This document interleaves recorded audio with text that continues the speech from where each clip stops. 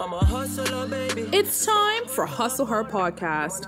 I'm your host, Deshae Keynes. Hustle Her is all about inspiring women through real life experiences that have helped to mold and develop not only me, but my guests into the entrepreneurs and leaders we are today.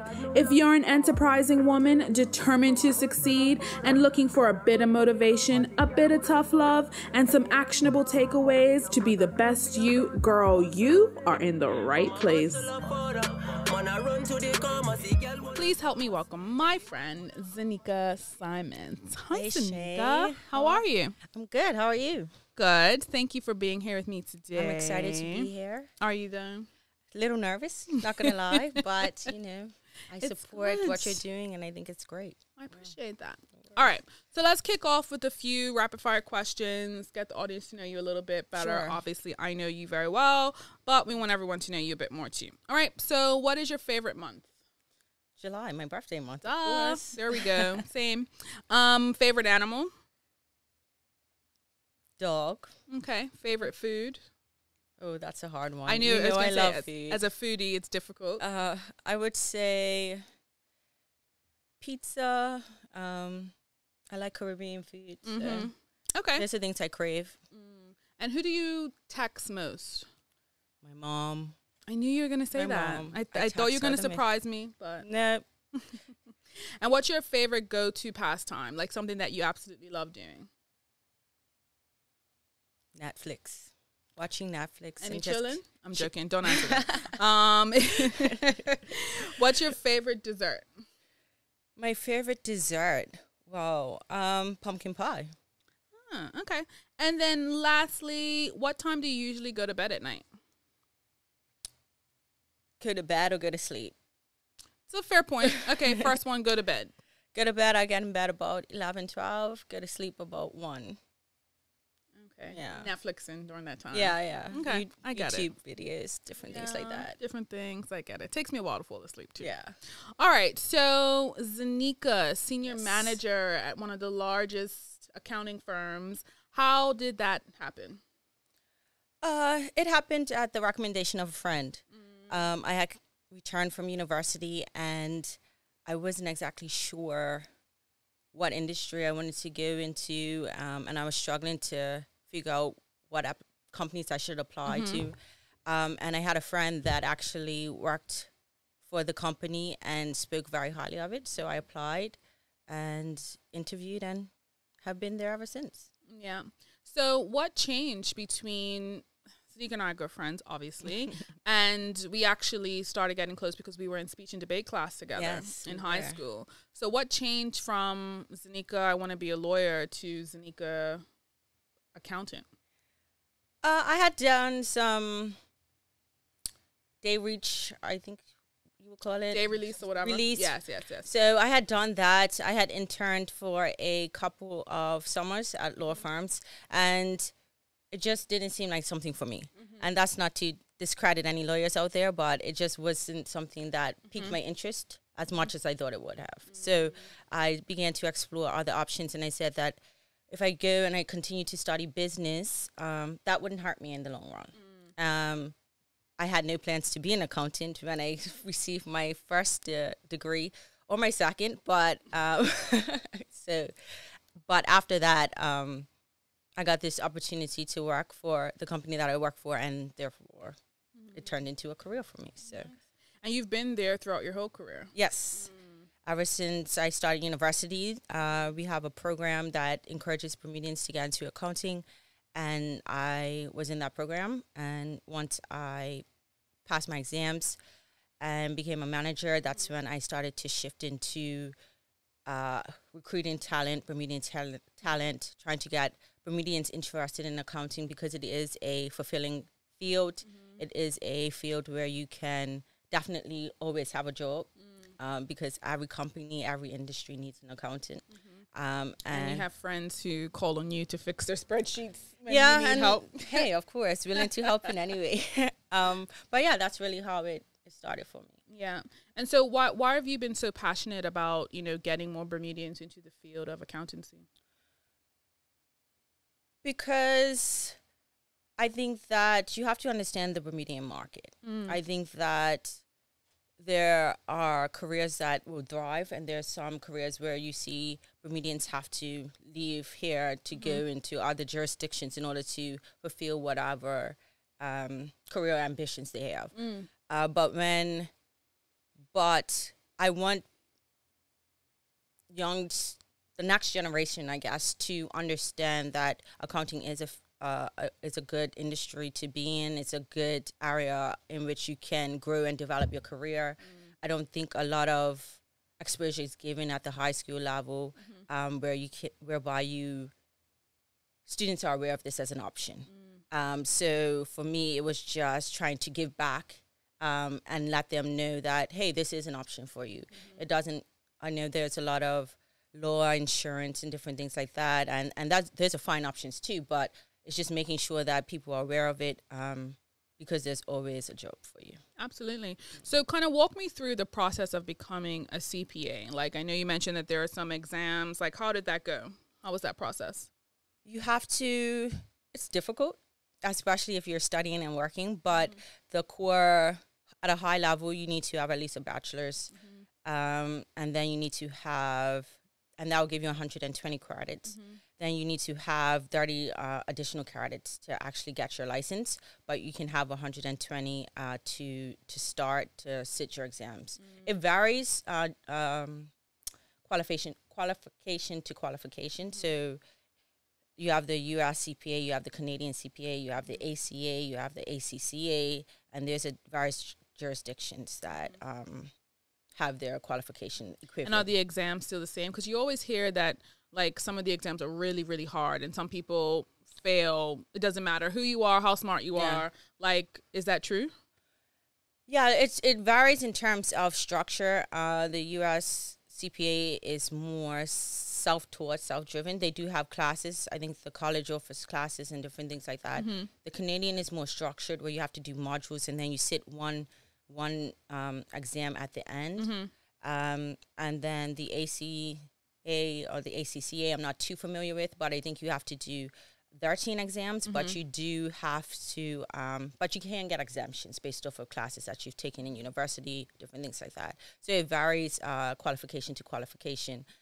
For me specifically, I did the US CPA, so I just had to have a bachelor's, get my 30 additional credits, sit 4 exams. You have an 18-month window in order to do so. And then after that, you have to get your experience hours. So depending on your path, it could be a year of work. It could be 3 years of work. It just depends. So considering that you only needed to get your certifications, what made you get 2 master's degrees? Well, because when I came out of university, having finished my bachelor's, I picked my master's based off of what piqued my interest, which was operations management. But I found that it was very broad. And so once I started with my company, it's an accounting firm, so clearly I needed to shift my educational endeavors towards more accounting-specific courses and classes. Got it. And so in order to get the necessary credits, because there is an accounting minimum to your credit requirement, and so in order to get all of those credits, it just equaled pretty much another master's. Yeah. So you end up getting 2 master's degrees. Yes. But in hindsight, that's why I think it's important to kind of give the generations coming up exposure to the options that they have and what they can do, because it saves time. Had I known what I know now, I would have went straight into accounting and finance, and perhaps left the operations management piece to later or something like that, just to save time. Because what happened was I was entering into the firm with my peers, but I was behind them because they had already studied accounting. So they could jump right into their exams, where I had to spend a year doing prerequisites. Got it. So it's always important to, if you have an idea of what you want to do or not sure, to solicit advice and different things like that, so you can make more informed decisions. Got it. Yeah. So in terms of like your progression through the company, like you came in as an intern and then you was it an intern? No, I wasn't an intern. I came in as an associate. Got it. Yep. Okay. So then you go from associate to Senior associate, to manager, and then senior manager. And then senior manager. Yeah. So senior manager entails what? Like, do you have a team that reports into you? How does that work? It varies client to client. So I have a portfolio. I used to have a portfolio of 13 clients. Now I have a portfolio of 6 or 7 clients. And what I do is I help facilitate project management, a task, giving out tasks to the team, reporting to the partner or director who would be essentially signing the opinion and making sure that they're aware of any issues, different things like that. I work with client relationships and ensuring that the client is happy and that we're meeting their expectations. So that's pretty much what my role entails. So do women in your profession have a hard time getting promoted? I shouldn't say hard time, but is it a bit challenging in different areas? It is an area that needs to be worked on. There are women to a certain level, and then it seems to be somewhat of a glass ceiling that I think current management and leadership are working towards. It's not an overnight type of fix, but it is something that they're more conscious of and aware of. So I wouldn't say my progression through the firm hasn't been difficult from a female perspective, but I do think that as a person of color, there needs to be more representation within senior management, and that's just not within my specific industry or anything like that. That's just in general, just an observation overall. Yeah. And so when you started out in your career, 2011, I believe you said it was, did you think that you would still be in the field that you're in and on top of that a senior manager? Oh, of course not. Because like I mentioned, I never thought that I would be an accountant to the extent that I am. I always thought I made the decision to start my career in accountancy because I said at the end of the day, I knew it wouldn't hurt me. Because it is a knowledge that helps you no matter if you're an entrepreneur, no matter if you're working for another company. It's just having that knowledge of how to assess a business's financial position and whether there's issues there would aid me no matter my walk in life. And so... yeah, I forgot the rest of the question. No, that was it. It was basically like, did you? And years ago, did you think that you were going to be? No, there? And so I didn't. I didn't really think that, but it turned out that I was enjoying what I was doing. I enjoyed the team dynamics and being able to collaborate with people on a daily basis. So it just turned out to work in my favor. So how were you raised? How did that kind of prepare you for the job that you're doing now? Like, what were some of the things that your parents instilled in you growing up that you are kind of just like, okay, I know that now and it helps you in your job? Hard work. My parents worked hard to provide for my siblings and myself in order to ensure that we had the best that we could have in terms of educational opportunities, and we had a good head start in life in being able to pursue whatever careers we wanted to pursue. And so in instilling that into my own life, I've been able to progress to senior manager within my firm. Sometimes I think I might work a little too hard. I don't think a little. I think a lot. Yeah, balance. Balance is important. And I think like you and I have conversations all the time about that. But I think that would be the key thing that I've been able to carry from observing my parents and what they've instilled in me in terms of always trying to put your best foot forward. Sometimes it doesn't always pan out the way you want, but as long as you do your best, you can walk away with your head held high, knowing that you put all you could into it. So, I mean, I love everything that you just said, but how does that affect your personal life?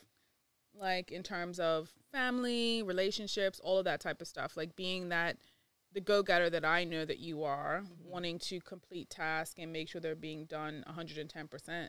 How does it affect your personal life? It affects it in a way where you have to just be intentional. I do think that because work consumes, if you think about your time in a day, work consumes outside of sleep. If you get good sleep, work consumes the most time in your day. Absolutely. So you have to be intentional about spending time with family and friends and self-care and making sure you put in that effort. For me, it's dropping things in your calendar and saying, today's lunch with mom, today's lunch with Deshay, different things like that, to make sure that you don't get lost in just working all the time. And I mean, do you think you're successful with that? I'm a work in progress. I think you know that. If I said yes, you would say, Zenika, come on. I was just asking. But I am working on it and trying to be more intentional about it. I think that life is fulfilling in different ways, and you need to make sure that you find that fulfillment in ways other than work. Yeah, absolutely. It's difficult sometimes, though. Yeah, like, it is, definitely. When you want to be successful, you feel the way to become successful sometimes is really putting in the work. Yeah. And that means, missing things that are important sometimes. Yeah. But then when you look back on it, like, there's things that I regret that I've missed in the past that really didn't matter to me. I could have missed what I was doing at work and gone to the family event. Right. So no, I totally get that. But at the same time, that drive and that passion, and I know you and I are very similar in that way, it kind of supersedes those needs to kind of spend the time with family sometimes. Yeah, it's a challenge because sometimes we're very much what's in front of us. And so if we're at work, it's like, okay, let me just put in another half an hour, another hour, or whatever the case may be. When I've learned recently that sometimes you just have to take a step back and say, okay, if I don't finish this piece, what will happen? What will happen? And most of the times, nothing. Yeah. Right? But it's not the end of the my world. mom will miss me at this event, or my grandmother, or my cousins, or my nieces and nephews that want me to show up for them. Yeah. That would have more of an impact than if I do this tomorrow morning. And so it's been something that's been challenging for me because I am a very whatever's in your face type of person. Yeah. But in the long run, I've learned that, like you said, you have regrets of things you missed or didn't attain because of work. Yeah, I know. It's a hard pill to swallow sometimes, and you also want to make your family proud. Exactly. You know what I mean? And that's difficult too. Yeah, exactly. Because a parent's greatest joy or greatest desire is to see their child achieve their dreams and to see them do better than them. Yeah, you know? absolutely. So you want to be able to show that a parent's sacrifices and hard work wasn't in vain. So it's a difficult balance, but I'm getting there. No, I get it. It's a work in progress. I totally understand. So what would you say is something that people misunderstand about you? Like when they meet you or they hear about you, like what would be the biggest misconception about Zenika? Oh, that's a good question. I think I am an introvert. I'm aware. Like my picture should be next to the word. That's if look it up. Zenika. Yes, I'm an introvert. And most of the time, I tend to panic in social settings. Okay. And so I feel that people kind of perceive me as standoffish or that I don't have anything to say. And I do. It's just when you're an introvert, you struggle with how to articulate exactly what it is that you're trying to say. Yeah. So I would say that would be the biggest thing. But once I'm around you a couple of times, I tend to open up a little bit more. But I'm an observer, so I like to observe people around me and different things like that. I find that's just the type of person I am. I don't have to always. So then how do you navigate work as an introvert? Because you're a senior manager, you've got to delegate to teams. Like how do you kind of pack that introvert away when you're in work mode? Or do you? This is a very business terminology type of thing, but I kind of assess a cost-benefit analysis. I found only you would say something like that. You have to kind of weigh what not doing something or doing something is going to cost you. I remember coming up in my career, and you can ask all of my bosses. Some of them still bring up, when you first started the company, you were so shy and different things like that. And I realized that as time progressed, I felt that I was being overlooked because I wasn't speaking up. I wasn't stepping outside my comfort zone. I wasn't doing things that would exhibit, hey, oh, Zenika is a leader. She can lead a team and she can do it well. And so for me, I had to kind of switch on and say, if this is something you want, this is what you have to do. It's costing you more to be quiet and stay within your box than it would the benefit that will come if you just step outside of it, because you're more than capable of doing the things that are required of this position. And so it takes time and self-awareness to say, I need to do more than what I'm doing now in order to get to where I want to be. And that's my cost benefit analysis. Like, it will cost me more if I stayed in that box, because if I probably wouldn't be where I am today, to be honest. And so that's what I think really. No, I would have never looked at the cost benefit analysis that way. Yeah. But when you break it down like that, you have to step outside of your comfort zone sometimes so people can see the true value that you bring to the situation. Right. Exactly. My mother. So yeah. So I totally understand that, and I think that's a really good point in terms of how we get people to come outside themselves, because it's a little contradictory to what we're currently telling people to do when they come to work. Like, come to work, bring your authentic self, be authentically you, don't change for anybody. Like, if they're going to hire you, they're going to hire you for who you are. Right. But certain things we do have to tweak in order to be seen in organizations, because if you hadn't come outside yourself, they wouldn't have known that you had the capabilities that the people who know you know that you have. Yeah. I think it's more about there's a balance, right? You have to always be your authentic self, because that's all you can give the world. Absolutely. Like, I can't be Deshae Canes. Deshae Canes can only be Deshae Canes. Zenika Simons can only be Zenika Simons, right? So you should live within the realm of being the best version of yourself, but you have to understand that who you are today shouldn't be who you are in 5 years. Got it. You should grow, you should develop, you should self-invest, and that's the way you progress as a person. It doesn't mean that you change who you are, your core values. It just means that you're bettering yourself for the things that you want and the things to come. Absolutely. So then what would you say is like your zone of genius? Like, when I say zone of genius, I mean like the time frame that you are the most optimal where you get things done. Or that could be twofold. So it could be the time frame, but then you also have some people who look at their zone of genius based on what they're doing. So I guess, which one would you say? For me, it's a time. I am at my best late at night into the early morning, because that's when everything's silent. I'm not getting messages, emails. I'm not getting knocks on my door or anything of that nature, until I can really just zone in and do whatever it is I have to do. Yeah, absolutely. No, I totally agree. I'm the same way. Some people are just naturally morning people. I am not. I'm far from it. I get my best ideas later on in the day. I am so much more focused. Right. When people are leaving me alone, believe it or not. But morning time, like 6 to about 10, that is just task oriented. It is not like creative thinking. Let's come up with new ideas to share. Yeah. Like, not at all. Planning your day and how you're going to get done what you need to get done in the early hours. Absolutely. And then in terms of like mentorship, like professional mentorship, like who do you go to?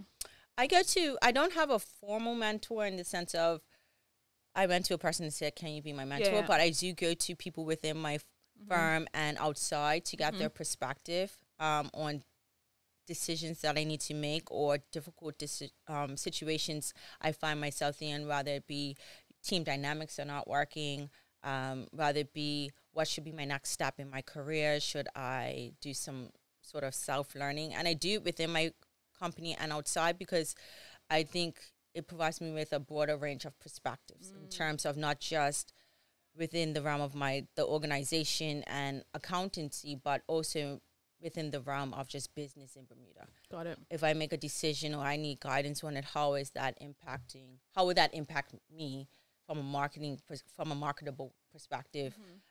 So I have different people I go to for different things. No, I get that. And sometimes you need different perspectives. Of course. Yeah. I know for me, sometimes I go to certain people depending on what the answer I'm looking for, which is not always good. Yeah, and sometimes you do that, and sometimes you are surprised and they don't really agree with the things that you're saying. Agreed, yeah. But I do think mentorship is important because I don't know everything. People have lived life longer than I have, and if I can avoid mistakes, if I can be guided in a way that gets me the things that I want in life quicker or easier, I am definitely going to take someone's advice on that. Now, when it comes to like being a manager and a leader in your field and, you know, leading teams, depending on what clients you have, like what are some of the fears that you have in business when it comes to that? As a woman, my biggest fear is investing time and energy and then hitting a glass ceiling. And so always putting my best foot forward and being able to see the top but not getting to the top for whatever reason. And that's my fear, my biggest fear as a woman, as a Black woman, as a Bermudian. That's my fear. I've been treated very well by my organization, but that still kind of creeps in. Just historically speaking to other women of color, speaking to women that, you know, have had hardships, not necessarily within my firm, but within Bermuda, within other jurisdictions. And so that's always a fear. And so that's why I find that the balance is important because you don't want to always give into work. And then ultimately, if I did hit a glass ceiling, that would be my worst, like, fear because I would have sacrificed and missed out on so much. So then how do you combat that fear? Like, how do you kind of talk yourself off the ledge when you're, let's be honest, we're both overthinkers. Yeah. So when you're overthinking the situation, like I'm working so hard, I don't necessarily see the representation for me to get to the next level. Like, how do you talk yourself out of that fear of, you know what, I'm reaching that glass ceiling and that's my biggest fear? Like, how do you talk yourself down? I would say that I have to just believe in myself and my abilities and believe that if I put my best foot forward, that in the end, it will work out in the way it should. I'm a person that believes what's for you is for you. Absolutely. And so if I think success is when opportunity meets preparation. So I can't focus on too much on 10 years. In 10 years, am I going to hit a glass ceiling? I have to focus on how can I improve myself? How can I be the best version of myself? So if the opportunity presents itself, I'm ready. And that's how I kind of talk myself off of the ledge, to not focus so much on that, because I do believe that companies and individuals, men in positions of power, are open to women taking more of a role and different things like that. But if you focus on what could happen too much, you kind of miss the present, the moments where you can do things and change things and invest in yourself and all of that type of stuff. Absolutely. If that makes sense. No, totally makes sense. I mean, sometimes we are so focused on the future and what those stepping stones look like in our careers that we miss the present, because one could assume that you are successful right now. You know what I mean? And this could be something that you've aspired towards, which is great. Don't get me wrong. But, you know, if we're always only focusing, because I'm not saying you shouldn't focus on the next step, but only focusing on it, you're missing, you know, kind of what you wanted in this current moment. And then you just have to find advocates within your organization as well. Like within my organization, I speak to at least 6 people in leadership position each month, formal and informal ways, and I just get their feedback on, what do I need to do?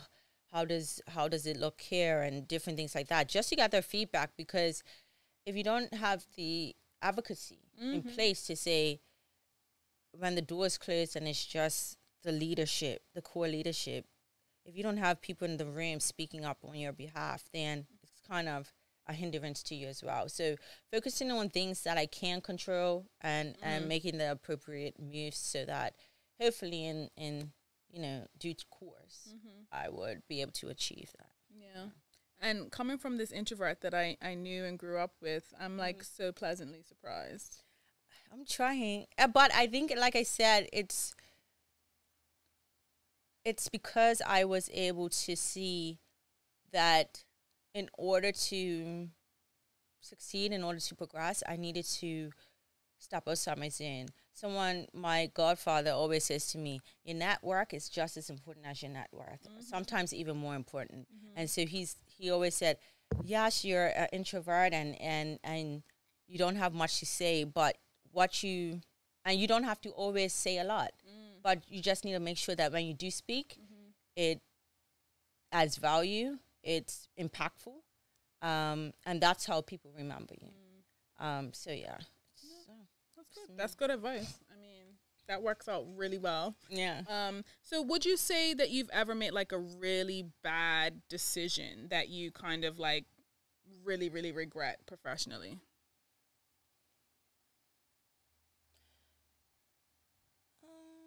I can't say I've made a decision that I've really regretted. And it's a decision that, in my career I can still make the decision to do, and that's just going overseas and getting some experience in a different jurisdiction. Yeah.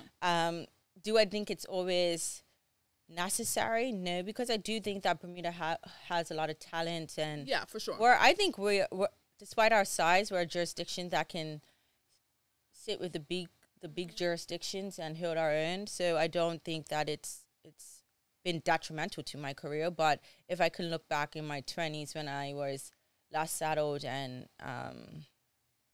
more free to living and traveling, maybe perhaps working somewhere else long term. Cool. Yeah. So, and feel free to tell me I'm not answering this to Shay, but as a young, well, not really young. Well, when I say young, meaning like, we're not that far apart in age. Meaning like you're not like, an entry level position anymore. Like you're genuinely a seasoned professional in terms of what you do, right? So when I say that, I don't mean that insultingly at all. Not at all. I'm just messing. Meaning like, so do you think that being a successful woman, being focused on work, hinders dating? Oh, of course it does. Because you really don't have time to date. I see life as a pie, and so there's 24 hours in a day, right? If you decide you're going to give X amount to work, you're going to give X amount to family, sleep, whatever, gym, whatever, self-care, you don't get a bigger pie. You just have to figure out ways in which to navigate within the time that you have. And for me, because I was so career-oriented, dating wasn't even in the realm of options and how I should slice up my time and deal with that, right? So it has been challenging to date. It has been challenging to find someone who understands my career and the things that I want to do and achieve. But I'm not hopeless. I do think that in due course, it'll come around. Yeah. So you answered the question. Yeah. Yes, you said it was a bit of a hindrance, but more so like with dating, like do you think guys are intimidated by successful women? I do. I'm not sure, actually. I mean, you and I have conversations all the time about how confused we are. Okay. Yes. By dating, but and what exactly? I honestly, as a woman, I can't say for sure because I'm not a man. But I can say that my career and my drive has been brought up in conversations that I've had with guys that I've dated. Okay. So. No, I mean, I get it. Like sometimes people don't understand, men in particular don't understand work and progression in certain fields. Yeah, it just depends on if the guy's in a similar field. I think that helps. Yeah. But yeah, to be honest, I'm not sure. Yeah. No, I get it. Yeah. All right. Well, I mean, we're wrapping up here, but it's two things I definitely want to ask last. Sure. And so, obviously, my last question to everyone is, what do you want to be remembered for? Which you knew because I sent that. Yeah. And then the other thing would definitely be, what advice would you give a young whippersnapper, female, just graduated university, that wants to become an accountant? What advice would you give her that you didn't get coming up? The advice that I would give is trust yourself. Sometimes people will try to navigate your life for you, but trust yourself, trust your intuition, and the things that you want to do. Solicit advice from people to avoid making mistakes, and give yourself some grace, because sometimes you're going to go through your career and you might not make the best decision. I think us as women, we're very hard on ourselves. Agreed. When we don't make the right decisions. But give yourself some grace to live, to be free to pursue accountancy or even life in general the way you want to do it and on your own terms. Nice. That was a lot, but... No, I can appreciate all of that, definitely. And then lastly, what do you want to be remembered for? When Zenika's no longer here, someone mentioned your name, what do you want them to say? That I was a good person, that I was genuine in my interactions, that I was someone who was willing to pass down knowledge and time and investment in generations to come. That's pretty much what I want to be remembered for. It doesn't have to be titles and accolades for me, because at the end of the day, people don't, it's a quote that says something along the lines like, people don't remember what you said exactly or what you did, but they remember how it made you feel. And so for me, that's the biggest legacy you can leave, because hopefully in doing so, they will pass that on to the generations after them. Absolutely. Yeah. See, that wasn't that bad.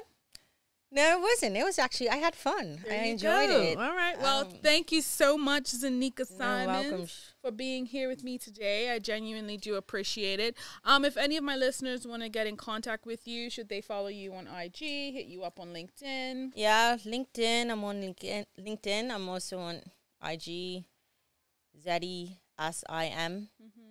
That's my name. And then on LinkedIn, just Zenika Simons. Just Zenika Simons. Perfect. Feel free to reach out, even if it's through you. Perfect. Happy to help. Thank you again.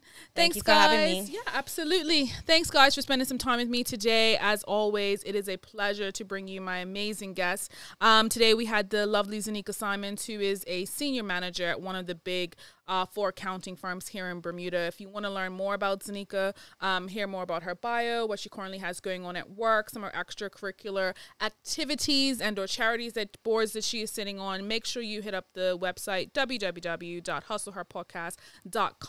Check out the show notes, and that way you can leave questions there if you want to reach out to her for any additional information on how to become a certified public accountant.